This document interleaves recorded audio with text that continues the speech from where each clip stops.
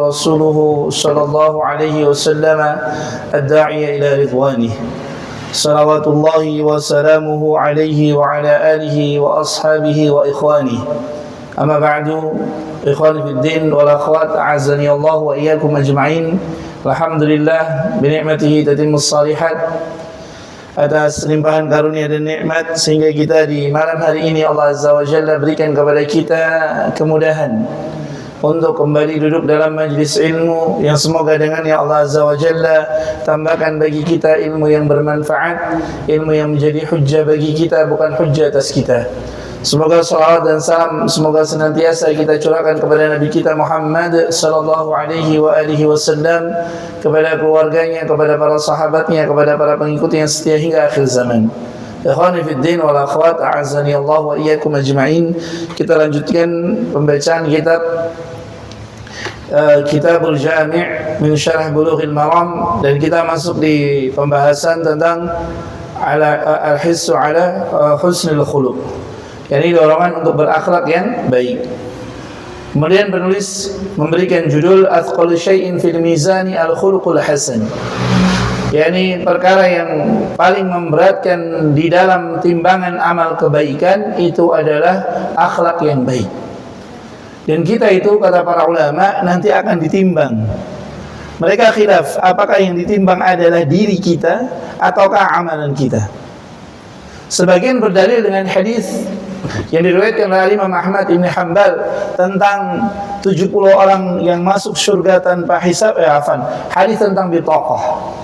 Hadis tentang bitaqah, yakni kartu la ilaha illallah. Yang nanti kartu la ilaha illallah ini akan ditimbang dengan amalan seseorang.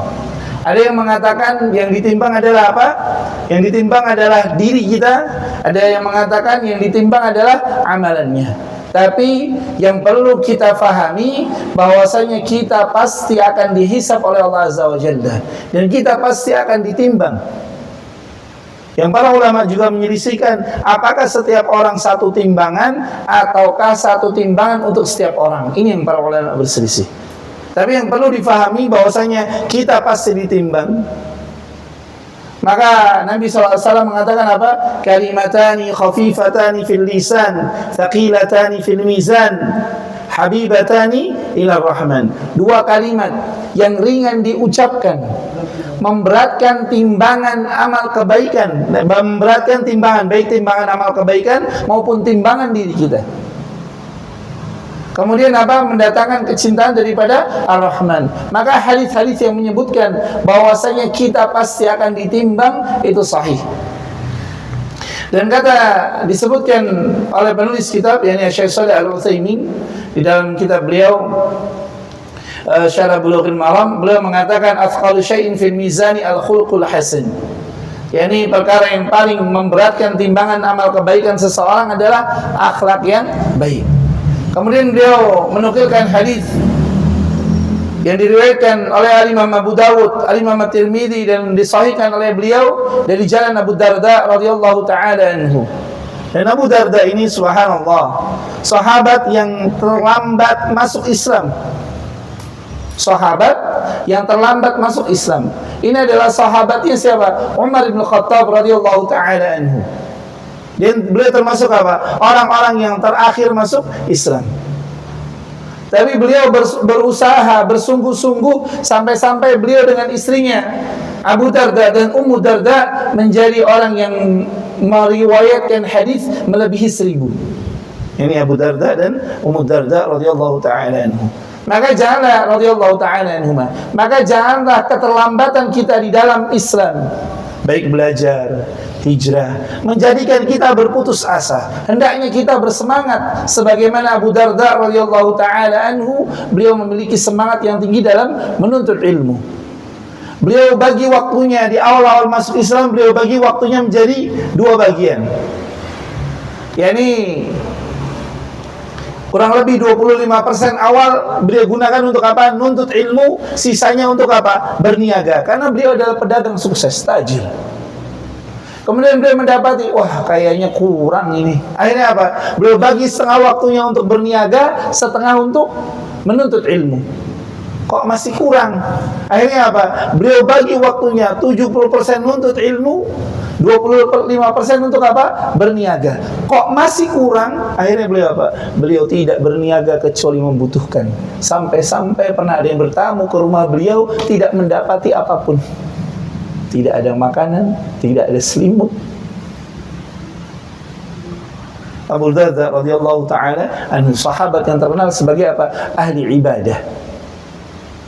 Yang beliau malamnya begadang, siangnya berpuasa, sampai-sampai ditegur oleh Umar radhiyallahu taala anhu, ditegur pula oleh Salman Al-Farisi radhiyallahu taala anhu. Kenapa? Karena saking kuatnya dia dalam apa? Beribadah, yakni malamnya malamnya begadang, kemudian siangnya puasa. Beliau berkata, Salman Al-Farisi, wahai Abu Darda, sesungguhnya istrimu memiliki hak terhadap dirimu, tubuhmu memiliki hak terhadap dirimu.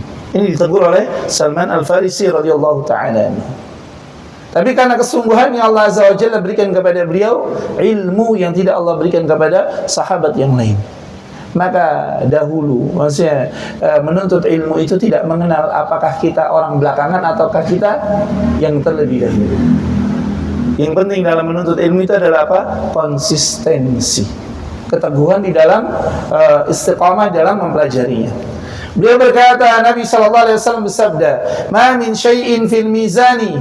Tidaklah ada suatu perkara di dalam timbangan amal kebaikan athqalu min husnil khuluqi, yang lebih memberatkannya melebihi akhlak yang mulia. Maka baik di antara kita hari ini, subhanallah, bagaimana kita ketika berakhlak dengan berbicara dengan orang yang lebih sepuh. Itu kita biarkan anak-anak muda kita hari ini tidak memiliki adab ketika berbicara dengan orang-orang sepuh. Kenapa? Karena kitanya juga tidak beradab, sehingga mereka mencontoh kita. Karena kitanya juga tidak beradab, sehingga mereka mencontoh kita. Dan anak-anak itu lebih cepat apa? Dinasehati atau mencontoh? Lebih cepat apa? Mencontoh. Maka contohkanlah kepada mereka contoh-contoh yang baik, adab-adab yang baik. Bagaimana mereka berbicara, bagaimana cara mereka dalam berbicara, bagaimana mereka membawa dirinya di hadapan orang-orang, itu mencerminkan bagaimana kita mengasuhnya. Karena itu, ikhwan fiddin, a'azzani Allah wa iyyakum ajma'in. Bahkan kenapa Nabi SAW katakan seperti ini? Karena beliau memberikan contoh. Sebagaimana Allah Azza wa Jalla tegaskan tentang beliau, wa innaka la'ala, sesungguhnya engkau wahai Muhammad benar-benar berada di atas apa? Akhlak yang sangat mulia. Tidak cuma mulia, sangat mulia. Kalau ada orang yang rendah hati, Nabi SAW adalah orang yang paling rendah hati. Kalau ada orang yang paling beradab, Nabi SAW adalah orang yang paling beradab. Tidak ada yang bisa melebihi mulianya akhlak Nabi kita Muhammad SAW. Sebagaimana keponakan daripada Aisyah radhiyallahu taala anha bertanya kepada Aisyah, "Ya ammah, wahai bibiku, bagaimanakah akhlaknya Nabi SAW?" Sebagaimana dinukilkan oleh Imam Bukhari, apa kata Aisyah radhiyallahu taala anha? "Kana khuluquhul Qur'an." Kan apa akhlaknya Nabi sallallahu alaihi wasallam adalah Al-Qur'an.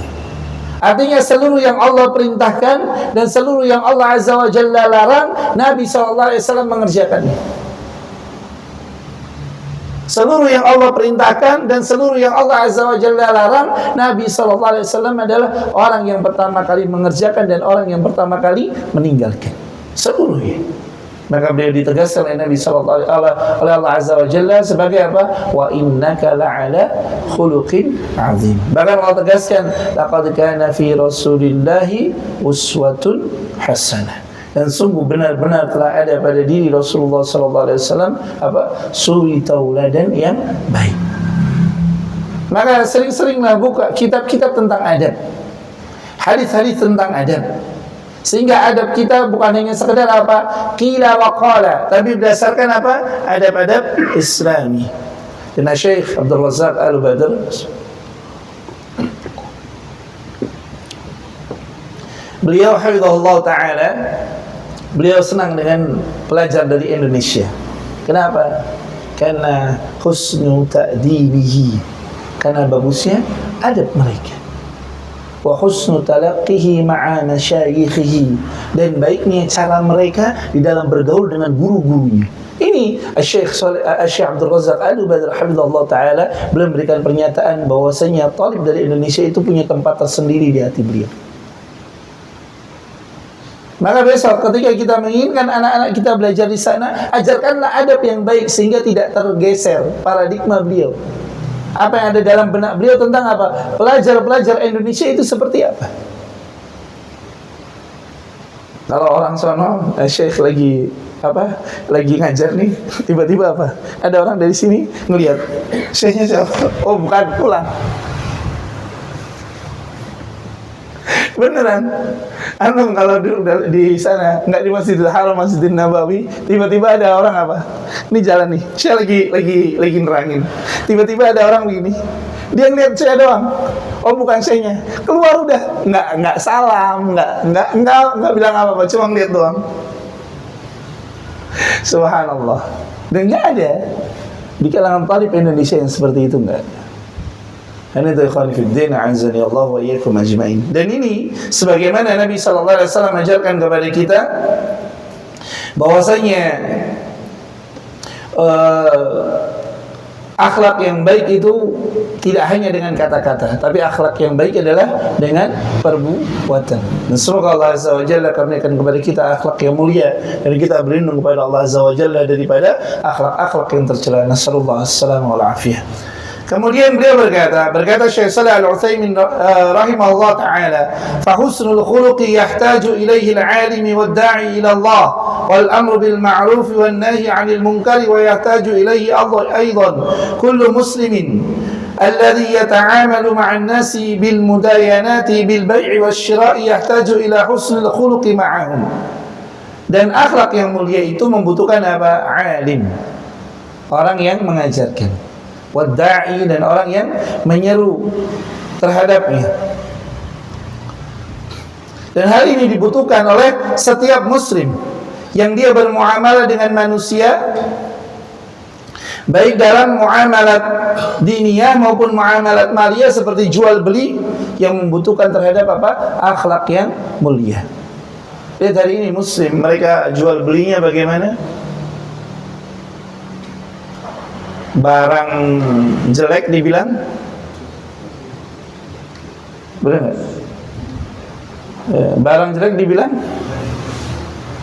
bahkan barang jelek dicampur dengan barang bagus. Atasnya bagus, tengahnya pertengahan, bawahnya parah. Subhanallah. Dalam rangka apa? Mencari keuntungan yang besar. Dan inilah akhlak jual beli seorang muslim, subhanallah, hari ini. Maka ikhwani fiddin, a'azzani Allah wa iyyakum ajma'in. Dan ada kisah yang sangat menakjubkan. Ada dai dari Rumania itu masuk Islam gara-gara apa? Gara-gara bagusnya akhlak daripada orang yang dia mengajak ke rumahnya. Jadi dia pernah nyasar daerah Turki, waktu sudah malam, diajaklah oleh penduduk Turki ke rumahnya. Kemudian oleh penduduk Turki itu disiapkan makanan sesuai dengan kadar kemampuannya. Kemudian setelah itu penduduk Turki ini bilang ke dai dari Rumania ini, ana lupa namanya. Dia bilang tidurlah engkau di sini, aku akan tidur di kamar yang lain. Dan tahu nggak mana kamar yang lain? Karena rumahnya cuma itu. Diajak anak dan istrinya tidur di mana? Tidur di halaman rumahnya di bawah pohon. Dan hal inilah yang menjadikan Hal inilah yang menjadikan orang Rumania ini masuk Islam, dan dia mendirikan Islamic Center di Rumania. Sekarang menjadi dai untuk agama Islam di Rumania. Subhanallah. Betapa banyak pahala orang yang menjadikannya dia masuk Islam. Sebagaimana orang yang menjadikan kakek Al-Imam Bukhari masuk Islam. Karena orang yang masukkan Islam, orang yang masukkan Islam itu nasabnya bukan lagi kepada bapaknya, tapi kepada orang yang memasukkan ke dalam agama Islam. Karena itu ikhwan fiddin, a'azzani Allah wa iyyakum ajma'in. Kemudian kita masuk ke judul yang kedua, hadis yang ke-6. Oh iya, ana lupa ya. Hari kemarin ada yang minta PDF ya. Masya Allah, ana lupa. Mohon ana diingatkan. Qadarullah ma syaa fa'ala. Nanti insyaallah setelah selesai das ana kirimkan. Nah. Penulis berkata, al-haya'u minal iman. Malu itu bagian daripada iman. Dan hari ini subhanallah, orang-orang yang malu itu sudah tidak ada. Orang malu bermaksiat enggak. Lihat aja Ramadan. Ya, besok sebenarnya kita akan bertemu dengan Ramadan. Kita lihat orang-orang yang mereka tidak punya malu kepada Allah Azza wa Jalla. Al-mujahir fil ma'siyah. Orang yang apa? Terang-terangan menampakkan kemaksiatannya di hadapan Allah Azza wa Jalla, waliyadzu billah. Wa an Ibnu Umar radhiyallahu taala anhu, dari Ibnu Umar radhiyallahu taala anhuma, dan Abdullah bin Umar radhiyallahu taala anhuma ini adalah putra daripada Umar bin Khattab radhiyallahu taala anhu. Dan beliau adalah orang yang ditegur oleh Umar bin Khattab radhiyallahu taala anhu tentang hadis nakhlah. Hadis pohon yang penuh dengan keberkahan. Nabi sallallahu alaihi wasallam bertanya, "Tahukah kalian ada pohon yang mengandung keberkahan, yakni dahannya terpakai, batangnya terpakai, buahnya terpakai, tidak ada yang sia-sia daripada pohon tersebut." Maka Nabi sallallahu alaihi wasallam bertanya kepada para sahabat yang hadir, "Tahukah kalian apa pohon itu?" Ada yang menjawab, pohon yang ada di sini, pohon yang ada di sana, yang ada di lembah, yang ada di kaki-kaki dan seterusnya. Maka Abdullah bin Umar radhiyallahu taala dia menegaskan dalam hatinya, "Ka'annaha nakhlah." Sepertinya pohon itu adalah pohon apa? Kurma. Dan pohon kurma ini adalah sebagaimana disebutkan oleh Nabi sallallahu alaihi wasallam, pohon yang penuh dengan keberkahan. Dan yang paling mahal daripada pohon kurma adalah apa? Jummar. Jummar itu jantungnya. Jadi kalau antum beli pohon pohon kurma kok nggak berbuah, itu ditebang, di tengahnya ada jummar. Di tengahnya ada apa? Jummar, seperti jantung pisang. Tapi kalau jantung pisang di luar, ini di tengahnya. Begitu pohon-pohon kelapa. Pohon kelapa itu ada jummarnya. Dan itu yang paling mahal daripada pohon kurma. Abdullah bin Umar radhiyallahu taala anhuma ini salah satu di antara 4 abadillah. 4 Abdullah yang berfatwa padahal para sahabat yang besar masih hidup. Abdullah bin Umar radhiyallahu taala anhuma. Dan kisah-kisah para pemuda yang subhanallah Allah Azza wa Jalla berikan kepada mereka hidayah, Allah Azza wa Jalla berikan kepada mereka taufik, Allah Azza wa Jalla karuniakan kepada mereka ilmu, itu hendaknya kita ceritakan, kita kisahkan kepada anak-anak kita. Jangan sampai yang mereka fahami adalah apa? Kisah-kisah ghaibiyah, khurafat. Jangan sampai mereka lebih hafal apa? Nama-nama hantu. Subhanallah. Khurafat, cerita tentang apa? Orang bisa terbang. Orang yang enggak kebal di bacok dan seterusnya, wala'iyadzubillah. Atau cerita tentang apa? Atlet-atlet sepak bola, subhanallah, yang lebih mereka hafal dibandingkan nama para pemuda yang hendaknya dijadikan teladan. Di antara pemuda yang bisa dijadikan teladan adalah siapa? Abdullah bin Umar radhiyallahu taala anhuma. Yang bagaimana beliau radhiyallahu taala anhuma Allah Azza wa Jalla muliakan. Kenapa? Karena beliau adalah salah seorang di antara anak muda yang benar-benar yata'assi bin Nabi sallallahu alaihi wasallam, mencontoh Nabi sallallahu alaihi wasallam. Bahkan beliau pernah apa? Sedang mengendarai keledai. Kemudian beliau tiba-tiba turun dari keledainya, salat 2 rakaat. Ditanyakan kepada beliau radhiyallahu taala anhuma, "Kenapa engkau mengerjakan salat 2 rakaat?" Apa kata Abdullah bin Umar radhiyallahu taala anhuma, sebagaimana kisahnya disebutkan oleh Imam Malik dan yang lainnya, kata Abdullah bin Umar radhiyallahu taala anhuma, "Sesungguhnya aku melihat Nabi sallallahu alaihi wasallam salat di tempat ini 2 rakaat." Hanya karena pernah melihat Nabi sallallahu alaihi wasallam salat di tempat tersebut, beliau mengikutinya tanpa bertanya, "Apa hukumnya sunnah?" Enggak pakai bertanya. Karena beliau melihat Nabi sallallahu alaihi wasallam, beliau mencontoh tanpa bertanya. Sehingga Allah Azza wa Jalla muliakan beliau radhiyallahu taala anhuma. Maka mencontoh Nabi sallallahu alaihi wasallam akan mendatangkan kemuliaan bagi kita dan pemuda-pemuda kita.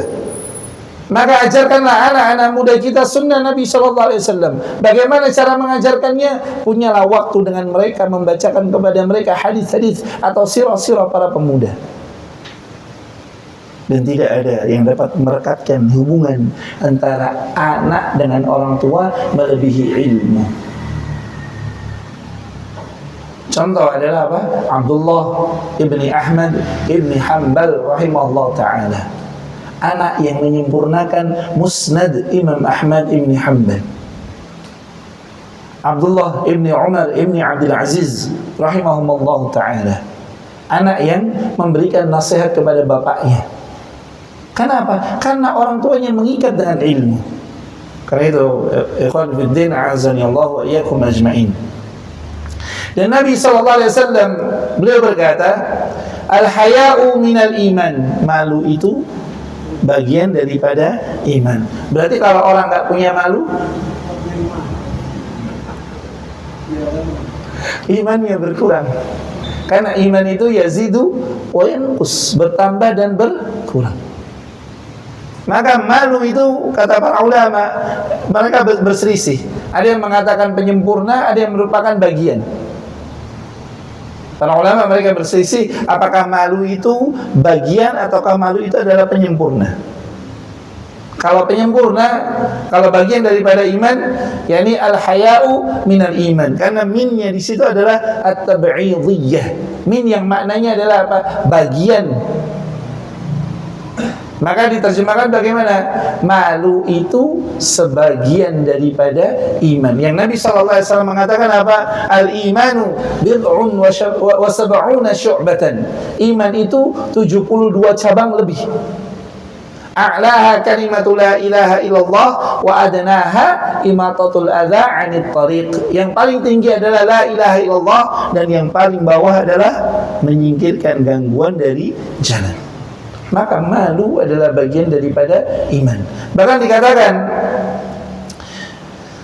oleh Nabi SAW, "Idza lam tastahi fasna' ma syi'ta." Kalau engkau enggak malu, ora duwe isin, ya sak karepmu. Kalau engkau tidak malu, maka lakukanlah apa yang kau ingin lakukan. Fasna' ma syi'ta. Karena itu, ikhwan fiddin, azani Allah wa iyyakum ajma'in, maka ajarkanlah kepada anak-anak kita perkara yang bernama malu. Maka disebutkan oleh Imam Tirmidzi dalam Syama'ilnya, yakni Syama'il al-Muhammadiyah, tentang sifat khuluqiyahnya Nabi sallallahu alaihi wasallam. Yakni tentang sifat apa? Daripada akhlak Nabi sallallahu alaihi wasallam berupa apa? Lebih pemalu daripada anak perawan yang dipingit di dalam rumahnya. Nah, ada yang punya anak perempuan yang dia nggak pernah keluar. Kalau keluar bagaimana? Malu kan? Nah, Nabi SAW lebih pemalu daripada anak perempuan yang dipingit di dalam rumahnya.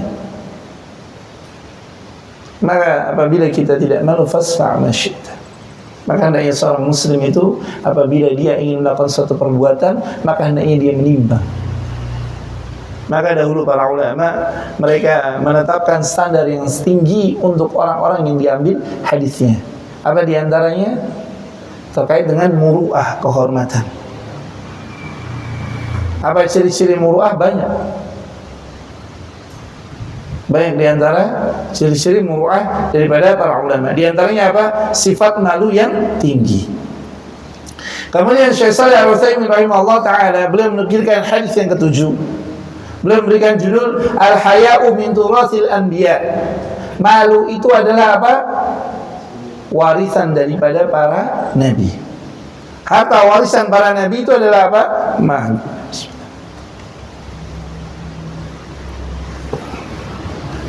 Sebentar, lupa. Kopinya ketinggalan.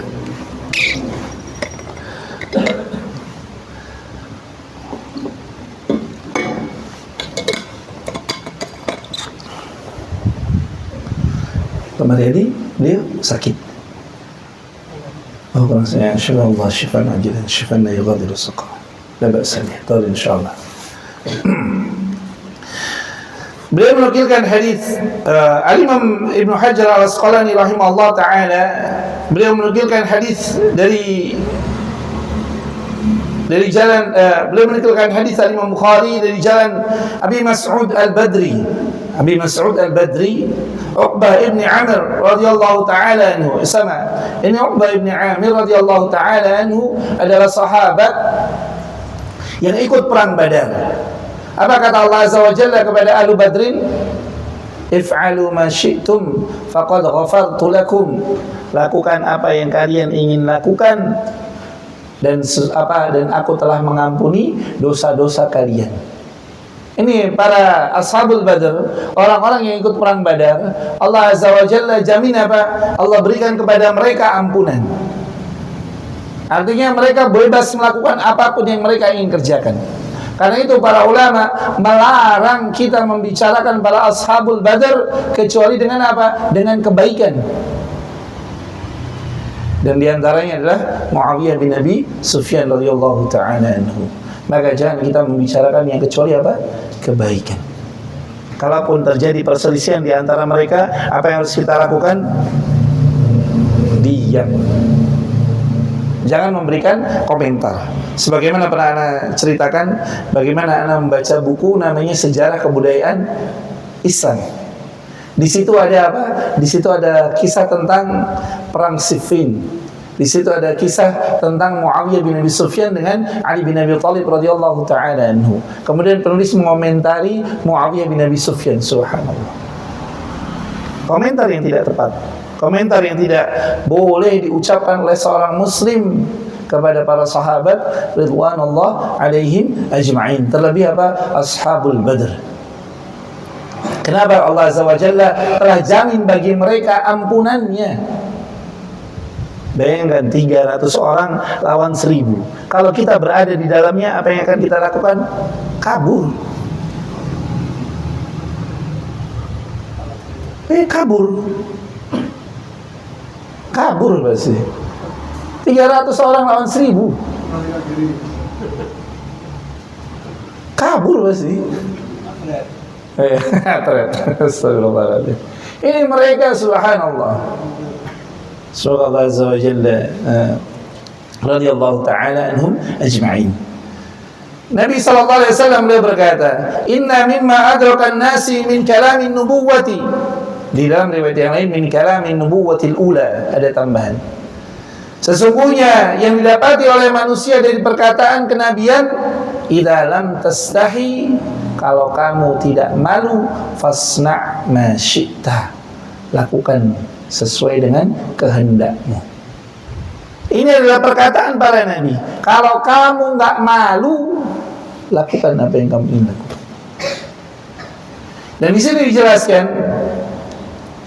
fahiya kalimatun ma'thuratun 'anil nabi wa ghairu mansukhah mujma'un 'alayha. فدل هذا على أن الذي ليس فيه حياء أنه ليس فيه شيء يمنعه من فعل الرذائل وفعل القبائح فهذا فيه ذم عدم الحياء وآثار عدم الحياء.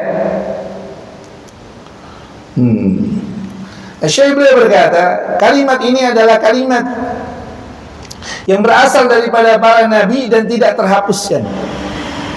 Terkumpul kalimat yang ringkas yang terdapat faedah yang besar di dalamnya, yang menunjukkan bahwasanya mereka yang tidak punya malu, maka mereka akan mengerjakan, mereka akan berkata apapun yang ingin mereka katakan, apapun yang ingin mereka kerjakan. Lihat orang-orang yang mereka nggak punya malu, ucapannya bagaimana? Orang yang nggak punya malu, perbuatannya seperti apa? Subhanallah. Bahkan ada apa? Ada orang yang buang air,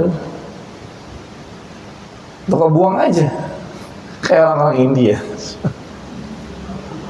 Ya, orang-orang berindaban sambil buang hajat sambil ngobrol.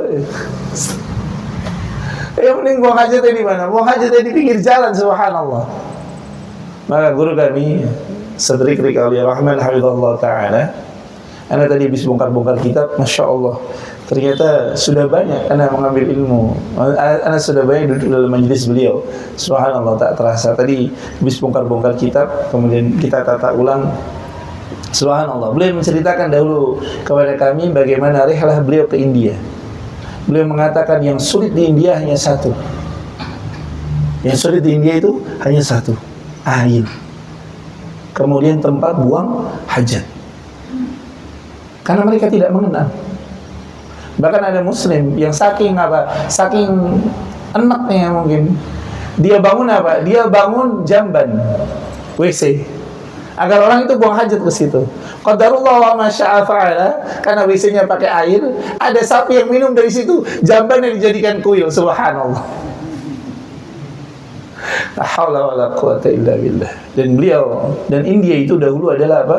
Negerinya para muhaddis. Banyak di antara guru daripada para imam, di antara Al-Hafidz Ibnu Hajar Al-Asqalani rahimahullah taala, beliau pernah membaca kepada gurunya Al-Hindi kurang lebih Sahih Bukhari lebih daripada 5 kali. Artinya beliau rihlah menuju ke India. Jadi India itu adalah apa? Negeri muslim dahulunya. Ini pelajaran untuk kita. Bagaimana negeri muslim bisa menjadi negeri kafir? Kenapa? Karena para penghuninya, para penduduknya tidak mengamalkan daripada agamanya. Maka kami punya sanad yang di antara perawinya adalah Ad-Dihlawi. Ad-Dihlawi itu India. Kemudian Al-Mubarakfuri. Kemudian Abadi. Ini klan-klan daripada keluarga India. Al-Hindi. Ada. Karena itu ikhwan fillah, a'azzani Allah wa iyyakum ajmain. India itu mengajarkan kepada kita bahwasanya negeri muslim itu bisa berubah ketika penduduknya meninggalkan agamanya, sibuk dengan dunia. Nasallallahu alaihi wasallam. Maka dunia, Allah katakan apa? Wala tansa nasibaka minad dunya. Dan jangan kau lupakan bagianmu terhadap dunia. Hanya itu. Adapun kalau akhirat bagaimana sirahnya? Fastabiqul khairat. Falidzalika falyatanafasil mutanafisun. Oleh karena itu hendaknya berlomba-lomba orang-orang yang berlomba-lomba. Dan Allah katakan, dan berlomba-lombalah kamu di atas kebaikan. Maka ikhwan fillah, a'azzani Allah wa iyyakum ajma'in. Kemudian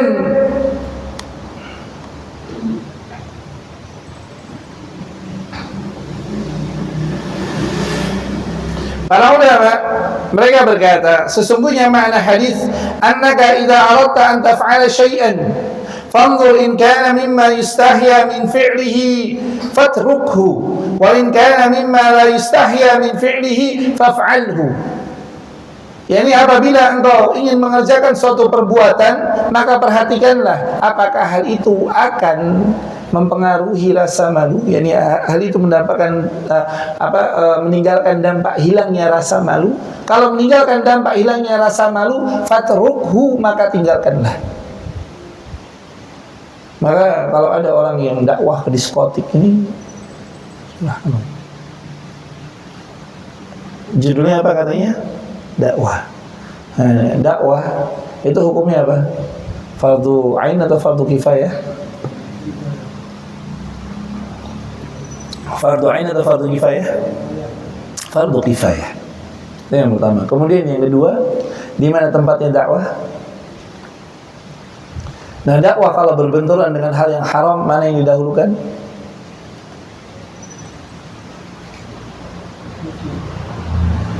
Dakwah kalau berbenturan dengan yang haram, mana yang didahulukan?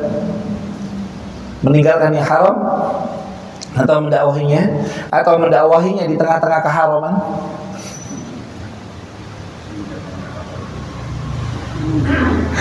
Ini yang dilakukan oleh sebagian daripada dai. Subhanallah, la haula wala quwata illa billah. Maka ikhwan fillah, a'azzani Allah wa iyyakum ajma'in.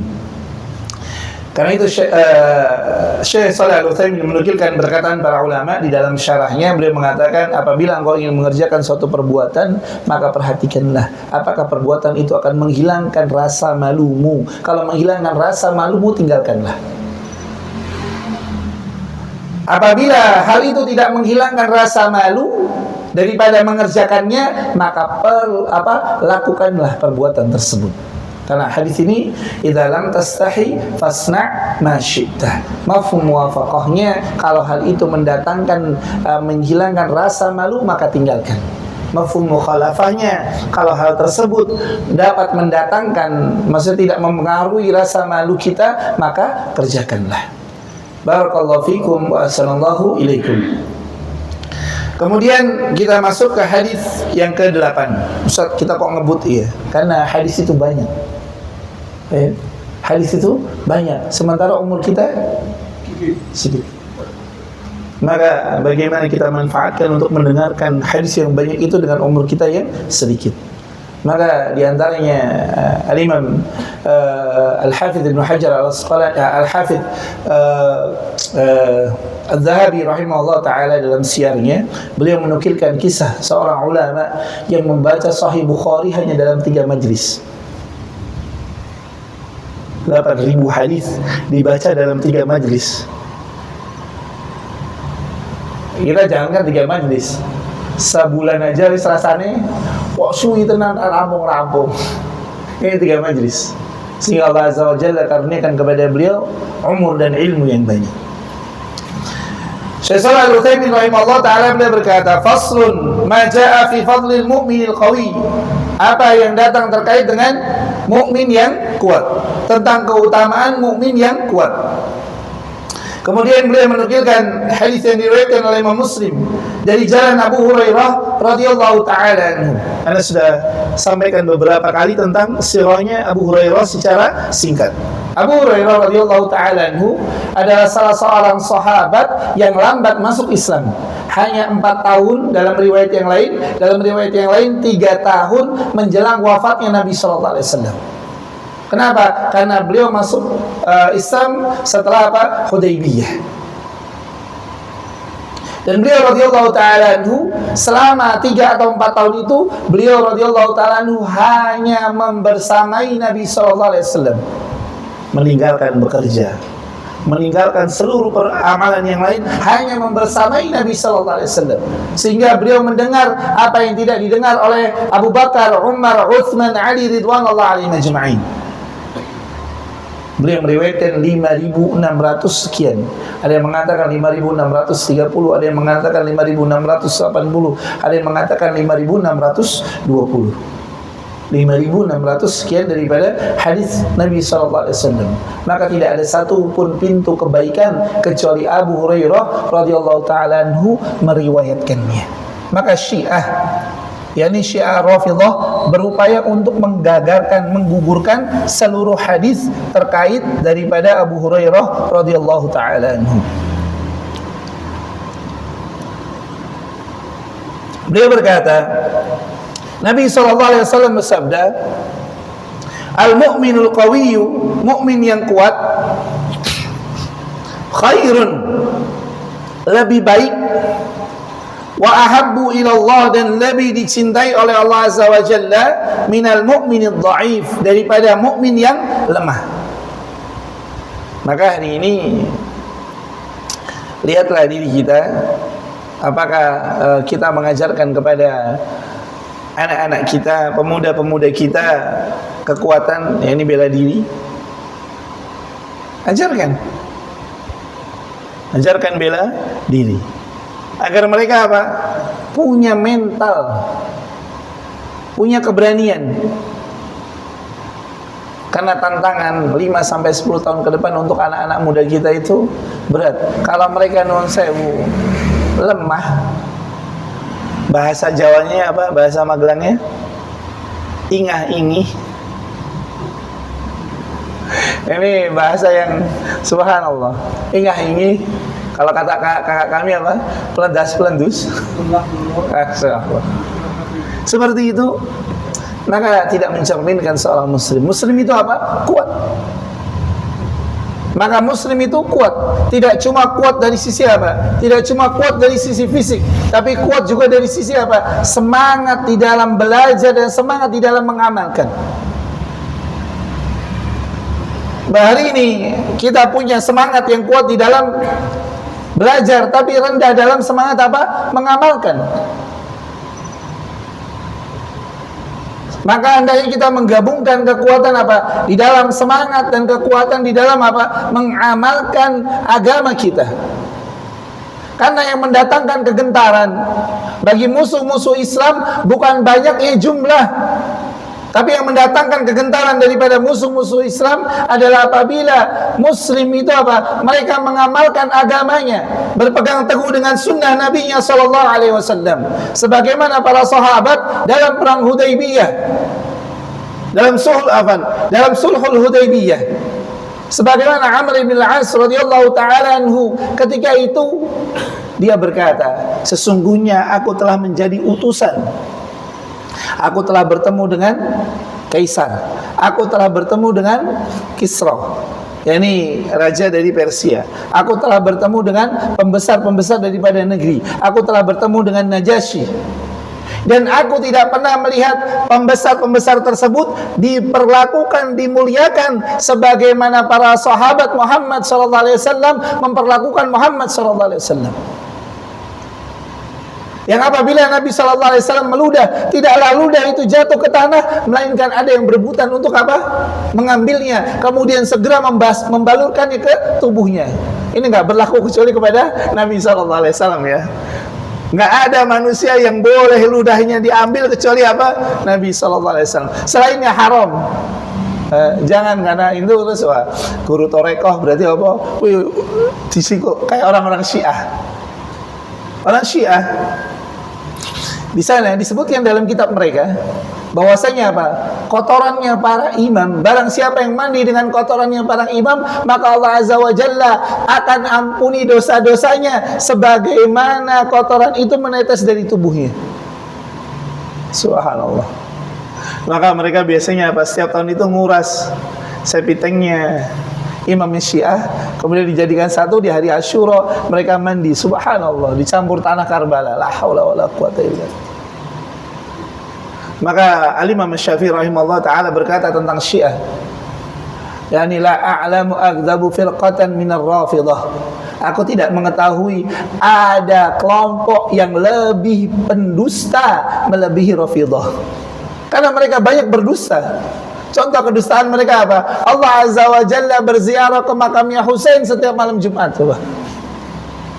Dalam kitab beliau Al-Jawabul Kafi. Ini kitab apa? Sahih Bukhari-nya Syiah. Karena itu ikhwan fiddin, a'azani Allah wa iyyakum ajma'in. Maka Amr bin Al-As beliau berkata, tidaklah Muhammad sallallahu alaihi wasallam itu berkata kecuali para sahabatnya apa? Tunduk mendengarkan tanpa ada suara. Dan apabila Nabi sallallahu alaihi wasallam perintahkan mereka bersegera mengerjakan, berupaya untuk apa? Bersegera mengerjakannya tanpa ada komplain apapun. Sebagaimana disebutkan oleh Imam Bukhari tentang Sulhul Hudaybiyah, yakni tafsir daripada surat Al-Fatih. Karena itulah Allah Azza wa Jalla muliakan mereka. Allah Azza wa Jalla karuniakan kepada mereka kemenangan. Allah buka negeri-negeri sehingga Islam sampai kepada kita karena kesungguhan Nabi, karena keutamaan dari Allah, kemudian kesungguhan Nabi sallallahu alaihi wasallam, kemudian apa? Perjuangan para sahabat di dalam meneladani Nabi kita Muhammad sallallahu alaihi wasallam. Maka apabila kita ingin mendapatkan kejayaan, kita ingin mendapatkan kemuliaan, kita ingin meraih keutamaan, maka mencontohlah kita kepada orang-orang yang telah meraihnya.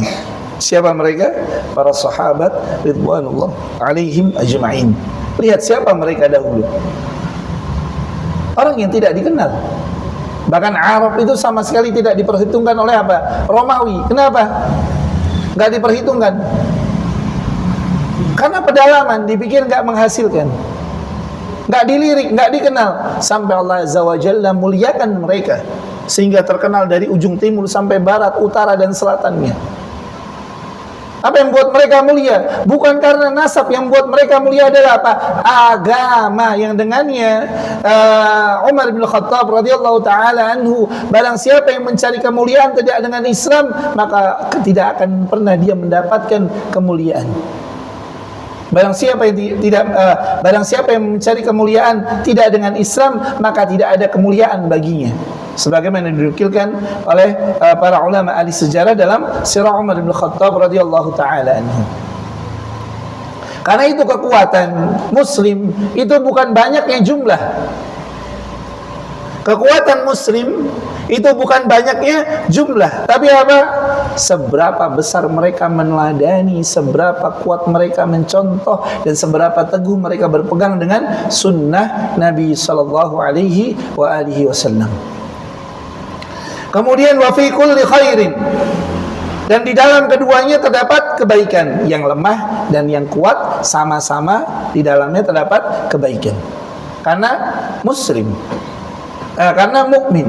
Mukmin itu lemah dan kuat, dua-duanya baik, dan tidak ada manusia yang lebih baik melebihi orang-orang yang beriman. Kemudian kata Nabi sallallahu alaihi wasallam, ihris ala ma yanfa'u. Dan di antara ciri-ciri orang yang kuat adalah apa? Dia bersemangat dalam mengerjakan apa-apa yang bermanfaat. Ini di antara ciri-ciri orang yang kuat adalah apa? Punya semangat yang tinggi dalam mengerjakan apa-apa yang bermanfaat. Kemudian wasta'in billah, dan mohonlah pertolongan kepada Allah Azza wa Jalla, karena tidak ada kekuatan kecuali datangnya dari Allah Azza wa Jalla. Dan kita tidak akan pernah bisa kuat kecuali apa? Allah Azza wa Jalla karuniakan kepada kita kekuatan tersebut. Buktinya apa? Buktinya lihat anak muda dulu bagaimana, kemudian setelah muda dia apa? Tua. Siapa yang menghilangkan kekuatannya? Maka kekuatan itu datangnya dari Allah Azza wa Jalla. Maka al-mu'minul qawi itu adalah mereka yang bersandar kepada Allah Azza wa Jalla. Barakallahu fikum wa assalamu alaikum. Fadhal ma'alaikum.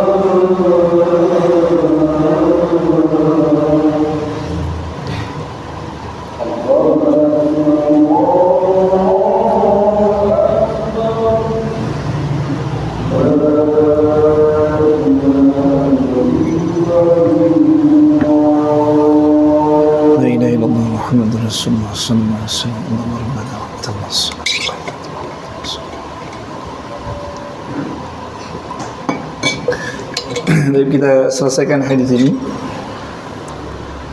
Kemudian Nabi SAW beliau melanjutkan wasta'in billah, dan mohonlah pertolongan kepada Allah Azza wa Jalla, karena kita tidak akan pernah bisa melakukan apapun kecuali kita memohon pertolongan kepada Allah Azza wa Jalla.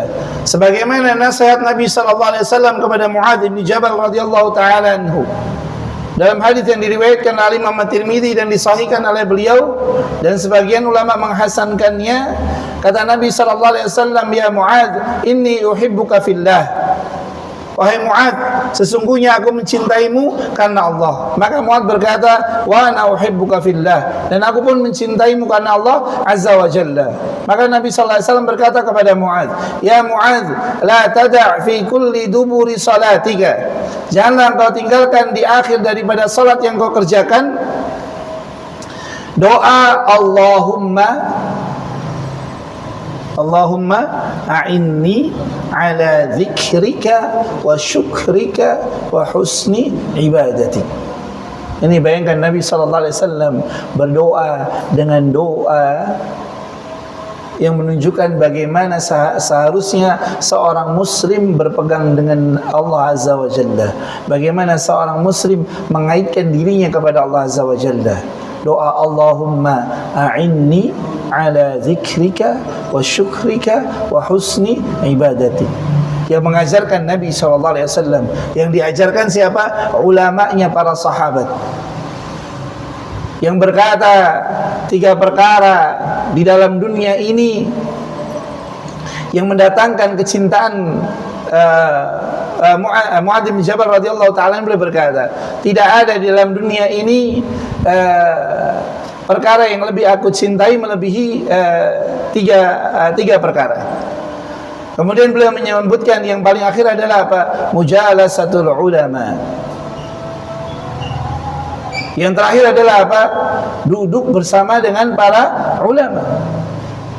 Karena itu, ikhwani fid din, a'azzani Allah wa iyyakum ajmain. Karena itu beliau radhiyallahu taala anhu, Allah Azza wa Jalla karuniakan kepada beliau ilmu yang sangat berlimpah, ilmu yang sangat banyak, sampai-sampai beliau adalah apa? Utusan Nabi sallallahu alaihi wasallam yang diutus menuju Yaman. Yang Nabi sallallahu alaihi wasallam berkata kepada beliau, "Ya Muadz, innaka ta'ti qauman ahla kitabin." Wahai Muadz, sesungguhnya engkau akan mendatangi kaum dari kalangan ahli kitab. Fa awwalu ma tad'uuhum ilaih ay wahidullah. Dalam riwayat yang lain, antasyhadu an la ilaha illallah wa anna muhammadar rasulullah. Fa innahum ata'u lidzalik fa akhbirhum anna Allah qad iftarada alaihim 5 salawatin fi kulli yawmin wa lailatin, dan seterusnya sampai akhir daripada hadis. Maka ikhwani fid din, a'azzani Allah wa iyyakum ajma'in. Maka mohonlah kepada Allah Azza wa Jalla pertolongannya di dalam mengerjakan seluruh kebaikan, dan mohonlah kepada Allah Azza wa Jalla perlindungan daripada seluruh keburukan. Karena kita kalau tidak memohon perlindungan kepada Allah Azza wa Jalla, niscaya kita tidak akan pernah bisa menjauhi keburukan-keburukan. Contoh, kita di tempat ini sudah belajar apa? Allahumma inni a'udzubika min munkaratil akhlaq wal a'mal wal ahwa wal adwa. Ini doa yang diajarkan oleh Nabi sallallahu alaihi wasallam kepada kita dalam majlis ini. Ya, doa yang dinukilkan dari hadis Nabi sallallahu alaihi wasallam dalam majlis ini. Allahumma inni a'udzubika min munkaratil akhlaq wal a'mal wal ahwa wal adwa.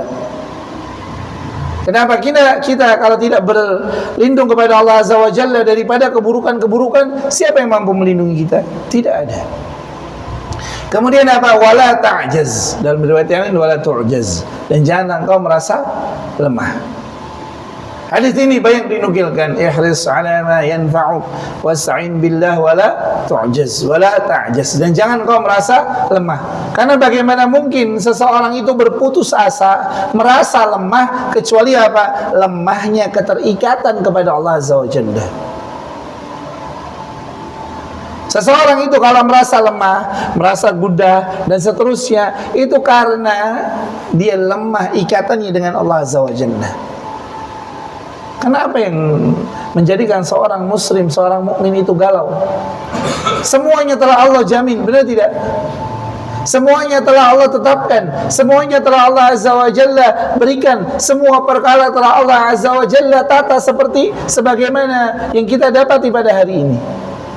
Apa yang membuat seorang muslim itu galau?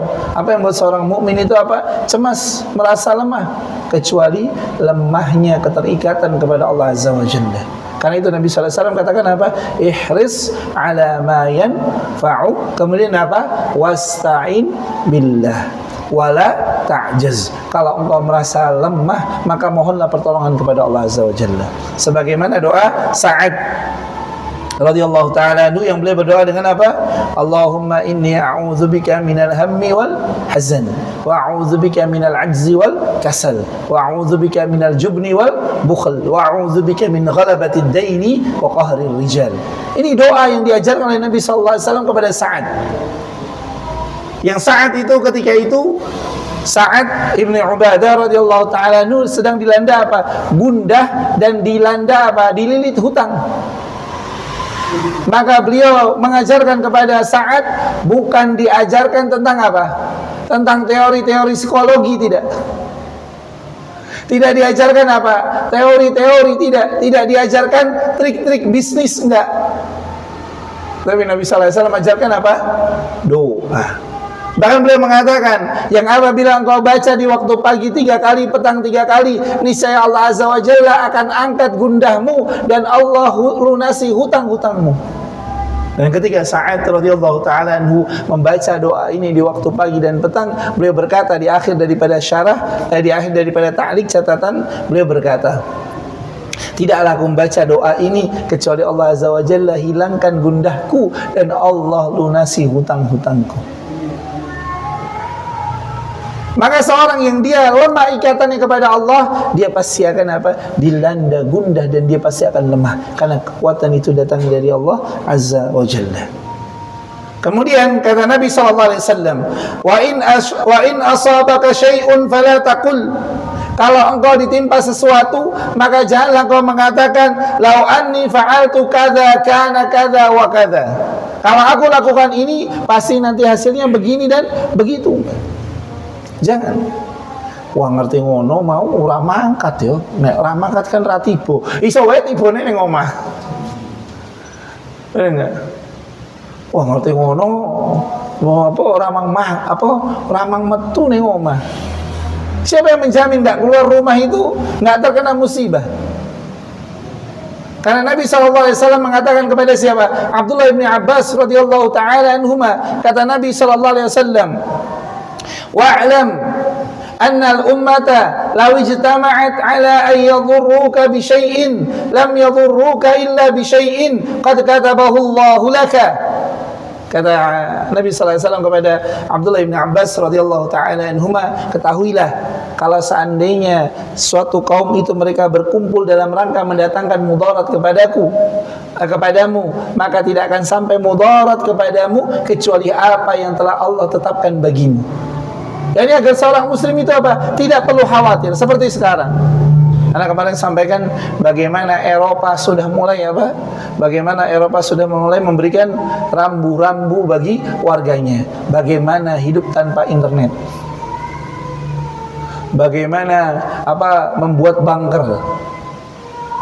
Karena apa? Ada indikasi akan terjadi perang dunia ketiga katanya. Lihat, seorang muslim bagaimana mereka bersikap. Apa yang mereka khawatirkan? Persiapan iya, tapi kalau khawatir berlebihan, itu perkara yang tidak dibenarkan. Maka apabila engkau ditimpa sesuatu yang tidak menyenangkan, maka jangan kau mengatakan ngerti ngono. Wah, wis ramang metu. Wah, iki ketoke pancen dino sial iki. Iki apa to Rebo Pahing kate. Kemis Kliwon. Subhanallah, nggak ada kaitannya.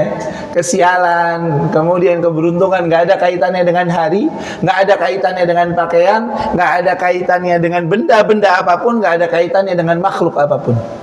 Jangan sampai kita sebagaimana sebagian daripada orang-orang itu mengatakan apa? Oh ini istri bawa hoki. Oh ini istri apa? La haula wala quwata illa billah. Enggak ada. Maka kalau kita ditimpa musibah, apa kata Nabi sallallahu alaihi wasallam? Walakin qul, akan tapi katakanlah olehmu, qadarullah wa ma syaa fa'ala. Dalnya tidak ditasydidkan. Ada yang mengatakan apa? Dalnya ditasydidkan. Tapi kalau qadarullah, dalnya tidak ditasydidkan, maknanya apa? Ketetapan Allah Azza wa Jalla, dan wa ma syaa fa'ala. Qadarullah wa ma syaa fa'ala. Yani ketetapan Allah Azza wa Jalla, dan dia maha menetapkan, maha berbuat sesuai dengan kehendaknya. Artinya apa? Segala sesuatu yang menimpa kita itu adalah ketetapan Allah Azza wa Jalla. Tidak akan mungkin kita bisa keluar dari ketetapan Allah Azza wa Jalla, meskipun hanya sekejap, nggak akan mungkin. Kita bisa saja apa? Kita bisa saja berupaya untuk mengelak, tapi yang namanya ketetapan pasti akan sampai kepada kita. Karena itu Hasan al-Basri rahimahullah ta'ala beliau berkata, ketika aku tahu rezekiku telah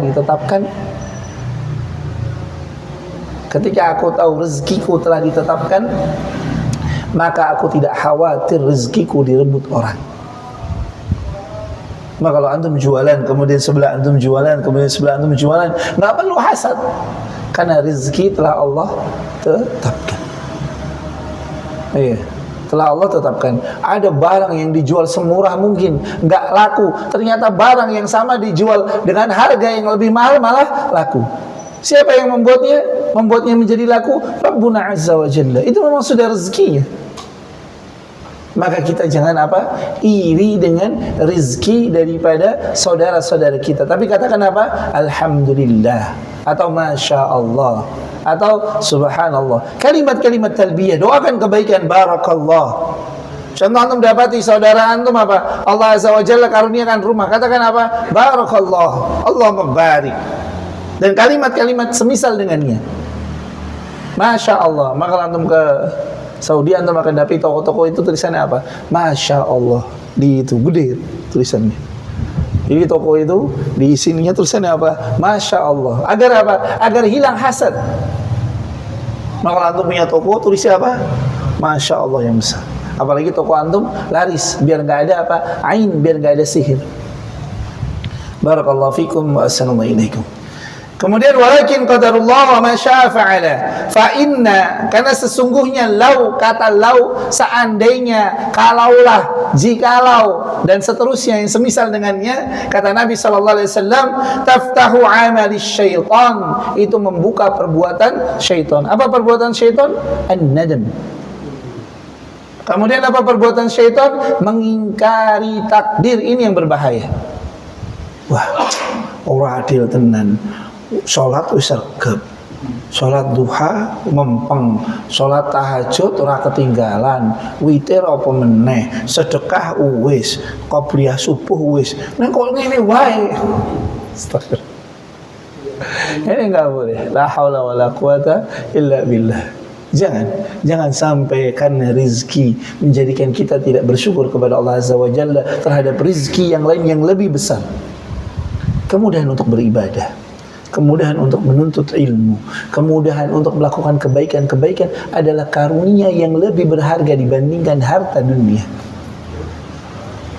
Karunia berupa kemudahan dalam beribadah, kemudahan dalam menuntut ilmu, kemudahan dalam duduk dalam majelis ilmu, itu jauh lebih mulia, jauh lebih baik dibandingkan apa? Keutamaan dunia yang Allah karuniakan kepada kita. Kenapa? Karena ilmu itu hisabnya sedikit, sementara harta itu hisabnya banyak. Ilmu itu akan menjaga pemiliknya, amalan akan menjaga pemiliknya, sementara harta itu apa? Dijaga oleh pemiliknya. Lihat, orang kalau semakin kaya, pagarnya semakin tinggi atau semakin pendek? Benar nggak? Orang kalau semakin kaya, pagarnya semakin tinggi, benar nggak? Coba orang kalau nggak punya apa-apa, orang digembok mas. Benar nggak? Lihat, sementara kalau ilmu itu nggak membutuhkan pagar. Maka kalau kita dikaruniakan kemudahan untuk beramal, kemudahan untuk menuntut ilmu, kemudahan untuk melakukan kebaikan-kebaikan, maka bersyukurlah kepada Allah Azza wa Jalla dan jangan menginginkan kebaikan kecuali apa yang Allah Azza wa Jalla tetapkan bagi kita terhadap dunia. Jangan kita iri dengan orang-orang yang mereka Allah Azza wa Jalla karuniakan harta yang berlebih. Ana mendapati subhanallah guru-guru ana diantaranya Ustaz Saiful Islam rahimahullah ta'ala, Masya Allah. Karena itu belajar tentang rendah hati itu dari beliau. Ana belajar tentang adab-adab yang mulia itu dari beliau. Ana belajar tentang zuhud itu dari beliau, subhanallah. Beliau salah satu di antara guru ana yang subhanallah sangat-sangat sederhana. Doktor, motornya apa? Astrea Green. Bajunya selama mengajar, ana belajar dengan beliau, bajunya itu cuma 4. Kami murid yang malu. Baju koko yang tadinya warna putih sampai jadi krem kecoklatan, dan kaosnya kaos partai, atau kadang baju batik, dan celana beliau gak lebih dari 4. Ana mendapati beliau subhanallah sangat-sangat sederhana. Mutakharrij dari Ummul Qura, lulusan dari Ummul Qura, subhanallah. Maka ikhwani fiddin, a'azani Allah wa iyyakum ajma'in. Maka apabila Allah Azza wa Jalla karuniakan kepada kita nikmat berupa menuntut ilmu, nikmat berupa beramal saleh, nikmat berupa melakukan amalan-amalan kebaikan, maka mohonlah kepada Allah Azza wa Jalla agar Allah teguhkan kita di atasnya. Dan jangan pernah kita merasa jangan pernah kita merasa rendah hanya karena Allah Azza wa Jalla sedikitkan kita dalam perkara dunia. Jangan pernah merasa rendah ketika kita diberikan keutamaan daripada kebaikan akhirat. Dan jangan kita mengatakan, oh ngerti ngono biyen yo nek. Ya kan kalau bahasa kita apa? Nek. Ngerti ngono, wah. Dan kalimat seperti itu adalah apa? Kalimat yang membuka pintu syaitan agar kita tidak bersyukur, agar kita tidak menerima ketetapan Allah Azza wa Jalla. Dan syaitan tahu. Kenapa? Karena menerima ketetapan Allah Azza wa Jalla adalah termasuk rukun iman yang 6. Sebagaimana Abdullah bin Umar radhiyallahu taala anhuma, beliau berkata kepada Ma'bad al-Juhanni, beliau berkata, kabarkanlah kepadanya, karena sesungguhnya aku berlepas diri darinya dan dia berlepas diri dariku. Yani Ma'bad al-Juhanni tidak beriman terhadap takdir. Maka Abdullah bin Umar radhiyallahu taala anhuma menukilkan hadis tentang apa? Tentang rukun iman yang 6 setelah beliau berkata seperti itu. Yani hadis apa? Ketika Nabi sallallahu alaihi wasallam ditanya tentang wamal iman, maka Nabi sallallahu alaihi wasallam berkata, al-imanu an tu'mina billahi wa malaikatihi wa rusulihi, an tu'mina billahi wa malaikatihi wa kutubihi wa rusulihi wa bil yaumil akhiri wa bil qadari khairihi wa syarrihi. Maka beliau setelah berkata seperti itu, beliau berkata, maka kabarkanlah kepadanya, sesungguhnya aku berlepas diri darinya dan dia berlepas diri dariku. Yani aku tidak akan menjadi saksi baginya. Karena barang siapa yang mengingkari takdir, dan syaitan tahu, maka syaitan berupaya untuk apa?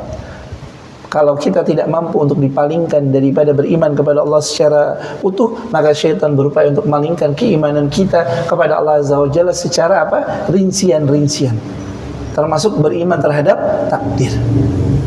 Karena anak pernah ditanya oleh mahasiswa, Ustaz, bagaimana kalau kita sudah melakukan kebaikan, kemudian kita ditetapkan menjadi penduduk neraka? Bukannya itu nggak adil, Ustaz?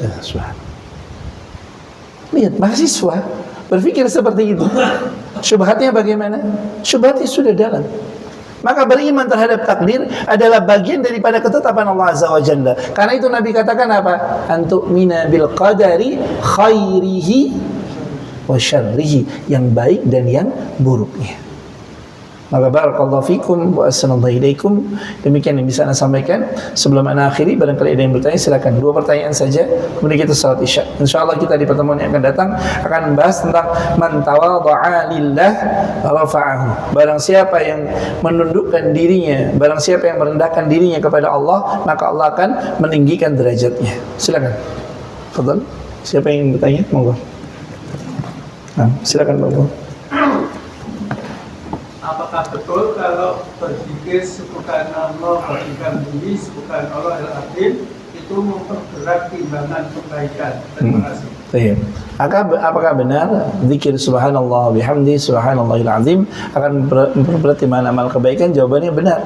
Karena hadis yang tadi Anda sampaikan itu adalah hadis yang diriwayatkan oleh Imam Bukhari dan yang lainnya dari jalan Abu Hurairah radhiyallahu taala anhu dan yang lainnya, kata Nabi sallallahu alaihi wasallam, kalimatani khafifatani fil lisan thaqilatani fil mizan habibatani ila rahman. Dua kata, dua kalimat yang ringan diucapkan, memberatkan timbangan amal kebaikan dan mendatangkan kecintaan daripada Ar-Rahman. Kalimat apa? Subhanallah bihamdi, subhanallahil azim. Dan inilah yang Anda lihat daripada Syekh Masyhur Hasan Al-Salman hafizahullah taala. Tidaklah beliau duduk kecuali beliau melakukan apa? Kecuali beliau melakukan dua hal. Kalau tidak berzikir, kalau tidak membaca Al-Quran. Beliau tidak pernah meluangkan sedikit pun waktunya kecuali dalam keadaan kebaikan. Ini yang Anda lihat. Maka zikir-zikir yang Nabi SAW ajarkan kepada kita, hendaknya kita berupaya untuk membacanya. Maka kalau naik motor jangan apa? Jangan bengong. Naik motor jangan ngelamun. Naik motor jangan mikir yang enggak-enggak. Naik motor apa? Berzikir. Boleh nggak ngafalin Quran sambil naik motor? Boleh, tapi hati-hati, nanti lupa. Ada yang ngadu, Ana bilang, Ustaz, antum kalau naik motor gimana? Ya, Ana kadang-kadang murojaah, Ana bilang gitu. Ana pernah cerita, Ana lagi murojaah, nyium parfumnya akhwat yang mau berangkat kuliah, lupa Ana. Subhanallah, ini benar. Maka fitnah akhwat itu dahsyat. Ini baru nyium parfumnya saja. Ini benar, wallahi. Maka ketika dia dengar cerita Ana, dia terinspirasi untuk apa? Untuk murojaah di atas motor. Tahu nggak? Dia mau beli apa sampai lupa. Mau kemana sampai lupa. Subhanallah. Maka yang penting adalah apa? Berzikir kepada Allah Azza wa Jalla. Berzikir kepada Allah Azza wa Jalla ketika apa? Ketika kita bergendara. Jangan melamun. Jangan memikirkan apa-apa yang tidak perlu difikirkan. Biasanya apa? Naik motor itu ngelamun sampai kemana-mana, tiba-tiba, loh kok tekan gini? Ana pernah. Ana mau ngisi kajian, Ana harusnya ke belok kanan, Ana beloknya kiri. Loh kok Ana sampai wolu? Kan akhirnya Ana bablas. Subhanallah. Karena apa? Karena yang Anda pikirkan kebanyakan. Maka berzikirlah kepada Allah Azza wa Jalla. Jangan sampai antum biarkan waktu antum itu terbuang sia-sia. Karena antum nanti akan menyesal, wallahi, demi Allah. Antum akan menyesal ketika antum menyia-nyiakan waktu antum. Barakallahu fikum wa assalamualaikum. Nah, fadhal. Nah. Diterangkan masalah bahwa imam itu harus diikuti. Sedangkan kalau imam salah, suatu misal imam zuhur dalam rakaat kelima naik, setelah keempat terus naik lagi.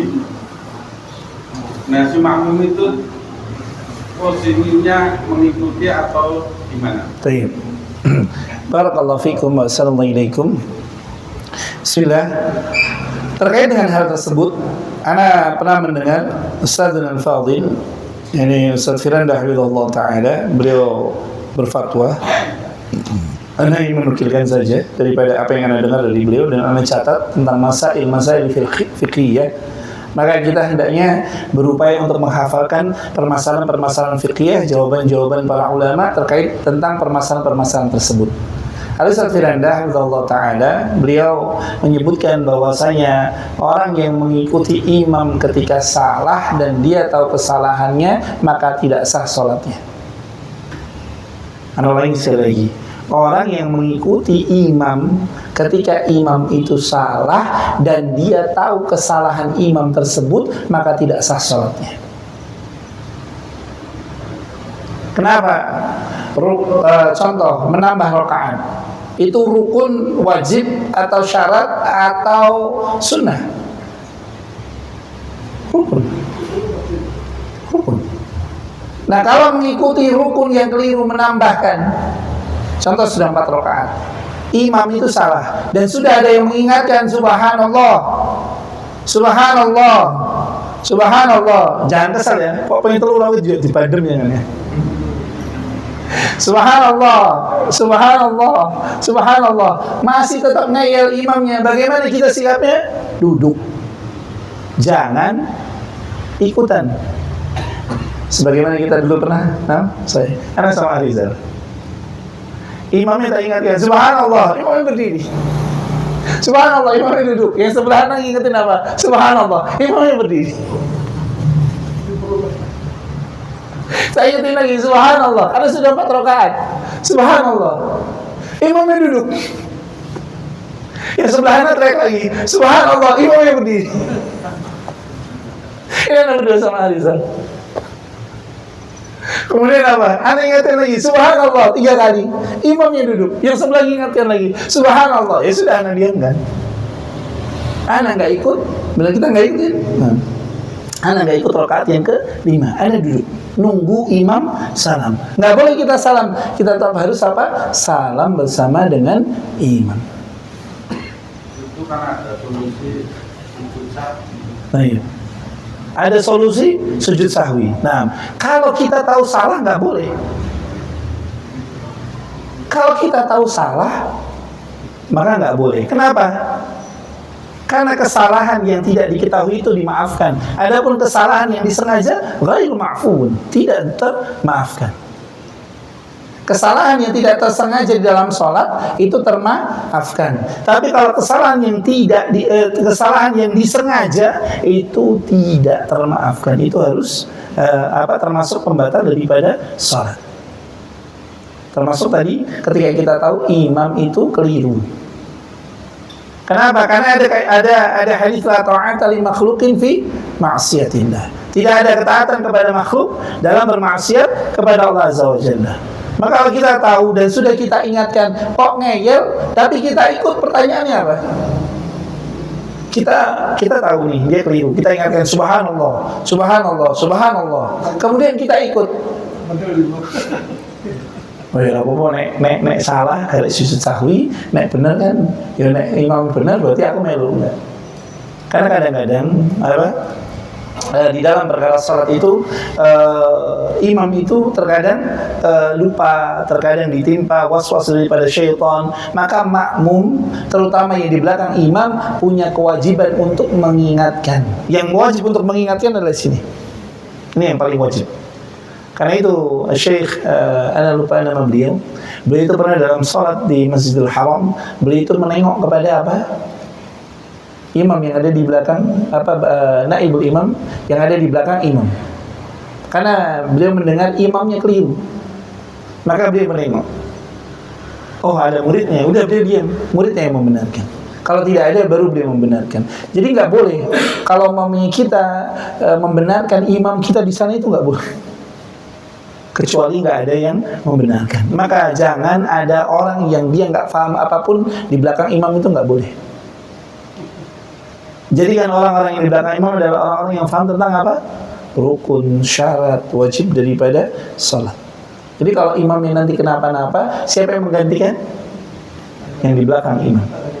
Tidak perlu membatalkan salat, cukup apa? Dia maju menggantikan imam dan salat itu dilanjutkan. Seperti itu. Wallahu ta'ala. Fadhal, ada lagi? Nah. Iya. Contoh salat zuhur atau asar. Nah. Rakaat yang keempat itu imamnya lupa membaca Fatihah. Kemudian setelah dia ingat itu sudah sujud. Kemudian dia berdiri lagi, rakaat yang kelima. Artinya itu kalau saya mengikutinya gerakan berangkat itu program bagaimana? Artinya rakaat yang kelima ingin membaca Fatihahnya tapi yang lupa. Karena itu sholat yang tidak dikeraskan. Gimana? Para ulama khilaf ketika lupa membaca Al-Fatihah di dalam rakaat-rakaat berikutnya. Pada kaidah yang disebutkan oleh Nabi sallallahu alaihi wasallam dalam hadis riwayat Imam Bukhari yang dikatakan oleh Syekh Al-Albani rahimahullah taala, beliau yakni Nabi sallallahu alaihi wasallam beliau berkata, la salata liman lam yaqra bi Fatihatil Kitabah. Tidak ada salat bagi orang yang tidak membaca Al-Fatihah. Yani tidak ada salat, artinya apa? Salatnya batal.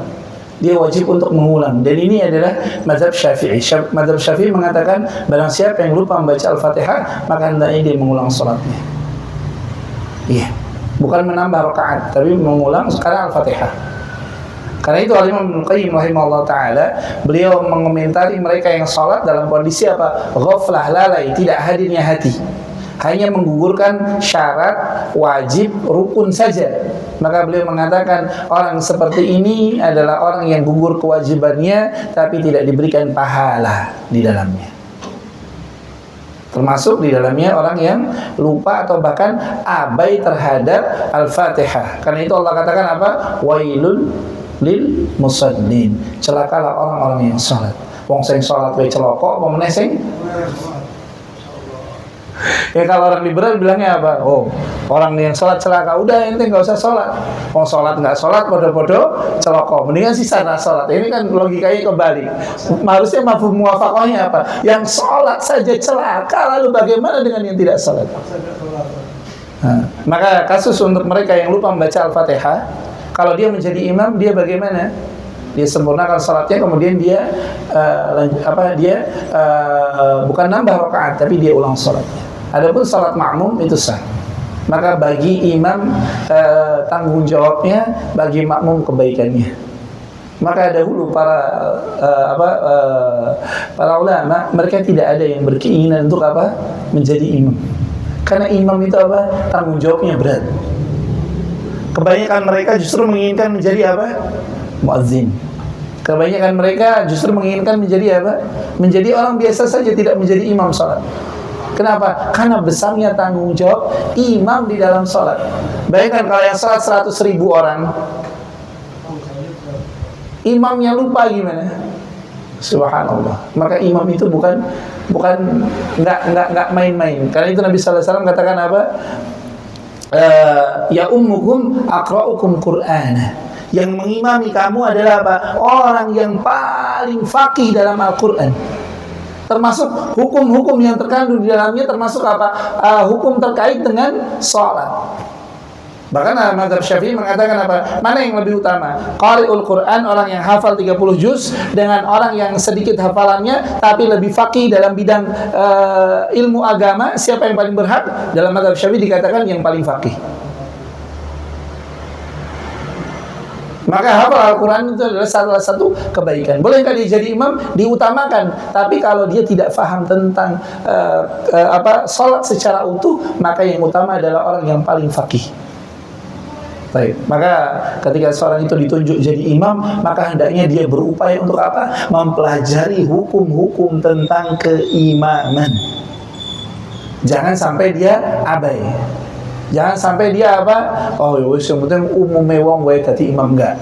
Salat itu umume, tapi syarat lan rukune karo wajibe.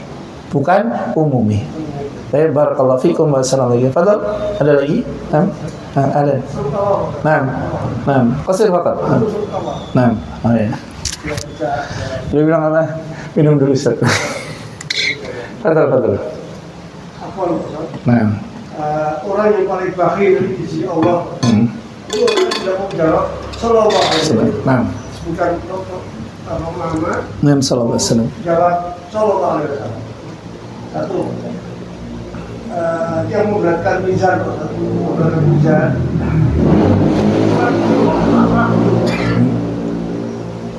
sholat apa? Baik, masya Allah. Baik, menjazal khair. Baik. Barakallahu fikum wa salam. Ini pertanyaan yang sangat bagus. Yang pertama,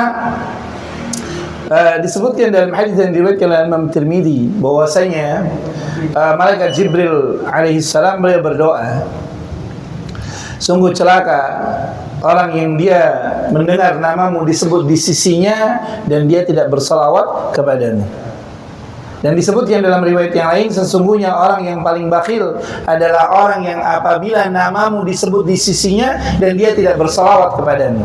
Ini disebut sebagai orang yang paling bakhil. Karena itu Syekh Basim hafizallahu taala dalam daurah bersama dengan kami di dalam kitab Sahih Bukhari, beliau senantiasa mengulang-ulang apa? Nabi sallallahu alaihi wasallam. Beliau ulang apa? Salawat itu sampai 3 kali. Setiap kali beliau menyebut nama Nabi sallallahu alaihi wasallam, beliau memastikan kami membacanya. Beliau memastikan kami membacanya sallallahu alaihi wasallam. Berulang-ulang. Dan subhanallah, ana mendapatkan banyak fawaid dalam daurah bersama dengan beliau hafizallahu taala wa rafa'a qadrahu wa wafaqahu wa hafizahullahu jalla wa ala. Baik. Kemudian yang kedua, Terkait dengan manakah yang lebih utama antara salat dengan akhlak, jawabannya salat. Tidak ada keraguan.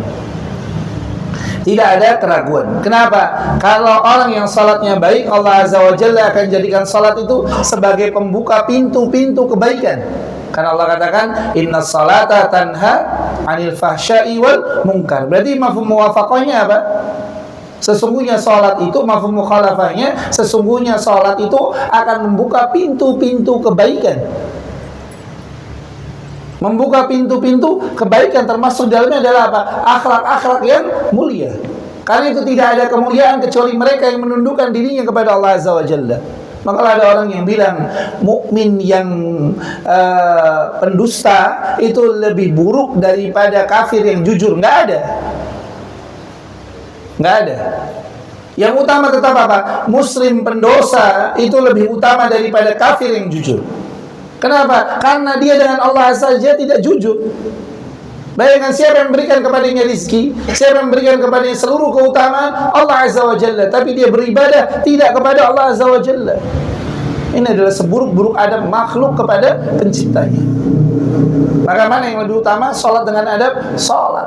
Maka ada orang yang bilang, oh yang penting kan ape hati ini, gimana kita tahu hati yang bagus? Contoh ada syubhat apa? Yo sing dijilbabi aja jabone tok ning atine yo dijilbabi piye carane?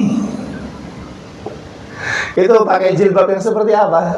Pakai apa? Cadar niqab atau pakai jilbab ya. La haula wala quwata illa billah. Maka ibadah salat itu tidak ada yang menandinginya. Karena dikatakan oleh Nabi sallallahu alaihi wasallam dalam hadis yang sahih, awwal ma yuhasabu bihi al-'abdu yaumil qiyamati as-salah. Perkara yang pertama kali dihisab atas diri hamba-hambanya oleh Allah Azza wa Jalla itu adalah salatnya. Maka salat tetap lebih utama daripada akhlak. Maka kalau ada orang kok ditimbang daripada akhlak, itu karena muamalah. Adapun hubungan dia dengan Allah Azza wa Jalla itu urusannya dia dengan Allah. Adapun kalau urusannya dia dengan manusia terkait dengan akhlaknya, dia juga akan dihisab oleh Allah Azza wa Jalla.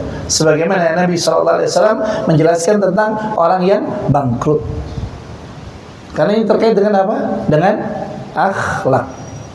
Maka dua perkara ini saling berkaitan. Tapi kalau ditanya mana yang lebih utama? Salat. Kemudian baru akhlak, karena Nabi SAW mengatakan bu'ithtu liutammima makarimal akhlak. Aku diutus untuk menyempurnakan daripada akhlak manusia. Setelah sebelumnya akhlak kepada Rabbnya, kemudian akhlak kepada sesama manusia. Demikian yang bisa kita bahas di kesempatan malam hari ini. Semoga yang sedikit ini bisa bermanfaat, dan semoga Allah Azza wa Jalla tambahkan bagi kita ilmunya dengan nama-nama yang mulia dan sifat-sifatnya yang utama. Kita mohon kepada Allah Azza wa Jalla agar Allah memperbaiki keadaan kita. Allahumma aslih lana dinana alladhi huwa ismatu amrina, wa aslih lana dunyana alladhi fiha ma'ashuna, wa aslih lana akhiratana allati ilayha ma'aduna, waj'al al-hayata ziyadatan lana fi kulli khair, waj'al al-mauta rahatan lana min kulli syarr. Rabbana atina في الدنيا حسنة وفي الآخرة حسنة وقنا عذاب النار. وصلى الله وسلم على نبينا محمد. سبحانك اللهم وبحمدك أشهد أن لا إله إلا أنت أستغفرك وأتوب إليك. والسلام عليكم ورحمة الله وبركاته.